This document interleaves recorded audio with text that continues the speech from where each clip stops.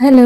തൃശ്ശൂർ റൗണ്ടിലോട്ട് പോകേണ്ട ഒരു ആവശ്യം ഉണ്ടായിരുന്നു. അപ്പോൾ അവിടെ ഇതേപോലെ ഓണപ്പൂച്ചന്ത അല്ലെങ്കിൽ ഓണച്ചന്ത എന്നൊക്കെ പറഞ്ഞിട്ട് ഒരു പരിപാടി നടക്കുന്നുണ്ടായിരുന്നു. ഏതാണ്ട് ഈ പൂക്കളുടെയൊക്കെ ഒരു ഫ്ലവർ ഷോ പോലെ എക്സിബിഷൻ എന്നൊക്കെ വേണമെങ്കിൽ പറയാം. നമ്മൾ പിള്ളേർക്ക് കളിക്കാനുള്ള ഐറ്റംസ് ഒന്നുമില്ല, കൂടുതലും ഈ ചെടികളുമായി ബന്ധപ്പെട്ടിട്ടുള്ള ഒരുപാട് കാര്യങ്ങൾ. കാണാൻ നല്ല ചേലുള്ള നല്ല രസമുള്ള ഒരുപാട് പൂക്കളുണ്ടായിരുന്നു.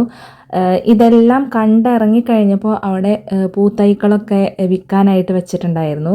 അപ്പോൾ സത്യം പറഞ്ഞു കഴിഞ്ഞാൽ അമ്മയ്ക്ക് ചെടികളോടുള്ള ആ ഒരു ഭ്രാന്ത് എനിക്കും കുറേശ്ശെയായിട്ട് കിട്ടിയിട്ടുണ്ടെന്നാണ് തോന്നുന്നത്. ഞാൻ ഒരു കൊട്ട നിറയെ ചെടികൾ മേടിച്ചിട്ടുണ്ട്.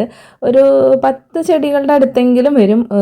ഈ ജമന്തി തന്നെ ഞാനൊരു 5 സെറ്റ് മേടിച്ചിട്ടുണ്ട്. പിന്നെ ഒരു 3 സെറ്റ് വേറൊരു ടൈപ്പ് ചെടിയും കൂടി മേടിച്ചിട്ടുണ്ട്. എത്ര ആലോചിച്ചിട്ട് എനിക്ക് അതിൻ്റെ പേര് ഓർമ്മ കിട്ടുന്നില്ല കേട്ടോ. ആ ഒരു ചെടിയുടെ പേര് അറിയുന്നവരുണ്ടെങ്കിൽ കമൻറ്റ് ചെയ്യാം കേട്ടോ.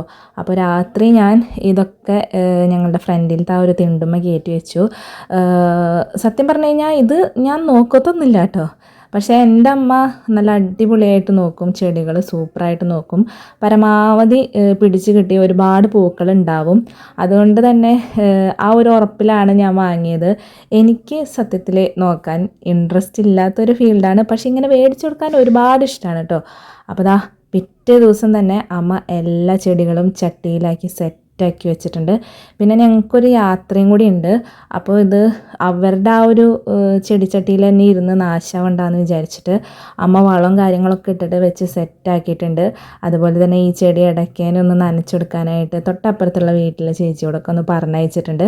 ഒരു 4-5 ദിവസത്തെ ഒരു യാത്രയാണ്. അപ്പോൾ ഇതൊക്കെയാണ് വിശേഷങ്ങൾ. ഈ ഒരു ചെടിയുടെ പേരെന്താന്ന് അറിയുന്നവരുണ്ടെങ്കിൽ ഒന്ന് കമൻറ്റ് ചെയ്യാം കേട്ടോ. ഞാൻ സത്യത്തിൽ പറഞ്ഞു കഴിഞ്ഞാൽ മറന്നുപോയി. കാ വെച്ചിട്ട് അങ്ങോട്ടാണ് സ്റ്റാർട്ടിങ് വരുന്നത്. എന്താണെന്ന് അറിയുന്നവരുണ്ടെങ്കിൽ കമൻറ്റ് ചെയ്യാം കേട്ടോ. അപ്പോൾ ഇതുപോലുള്ള കുട്ടി കുട്ടി സന്തോഷകരമായ വിശേഷങ്ങളായിട്ട് വീണ്ടും വരാം. അപ്പോൾ എല്ലാവർക്കും happy Onam. Have A nice day. Thank you.